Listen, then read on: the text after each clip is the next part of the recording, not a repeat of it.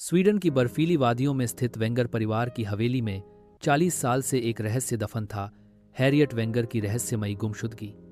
उद्योगपति Heinrich Wenger आज भी मानते थे कि हैरियट की हत्या हुई थी और कातिल उनके ही परिवार में छिपा था। हर साल उनके जन्मदिन पर एक फूलों का गुलदस्ता आता था, ठीक उसी तरह जैसे हैरियट भेजा करती थी, जिसने इस रहस्य को और भी गहरा बना दिया।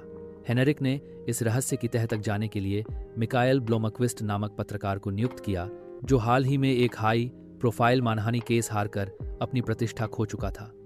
मिकाएल ने वेंगर के निजी द्वीप पर जाकर जांच शुरू की, लेकिन परिवार के हर सदस्य के पास कोई न कोई गहरा और शर्मनाक राज था। इसी दौरान कहानी में प्रवेश होता है लिज़बेथ सैलेंडर का एक असामाजिक, रहस्यमयी लेकिन बेजोड़ प्रतिभा वाली हैकर, जो कानून और सिस्टम की हर दीवार तोड़ने में माहिर थी।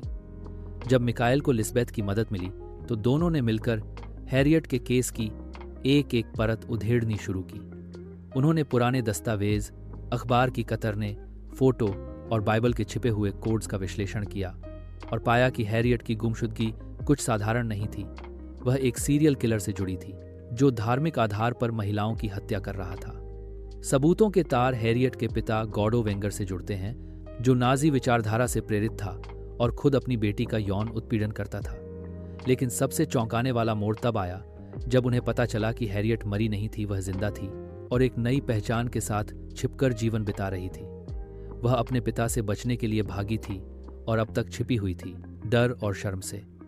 लिज़बेथ और मिकाएल ने उसे ढूंढ निकाला और सच्चाई को सामने लाकर हेनरिक को वर्षों बाद राहत दी, लेकिन साथ ही वेंगर परिवार की प्रतिष्ठा भी मिट्टी में मिला दी।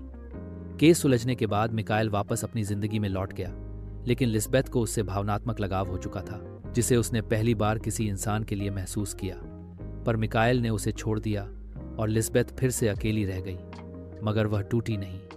वह पहले से ज्यादा मजबूत, ज्यादा सतर्क और अब इस दुनिया के सबसे बड़े रहस्यों को उजागर करने के लिए तैयार थी। यह कहानी सिर्फ एक गुमशुदगी की नहीं, बल्कि मानव स्वभाव, पीड़ा, न्याय और तकनीक के इस्तेमाल से अंधेरे में छिपे सच को रोशनी में लाने की है, और एक ऐसी लड़की की जो नायक भी है और विद्रोही भी।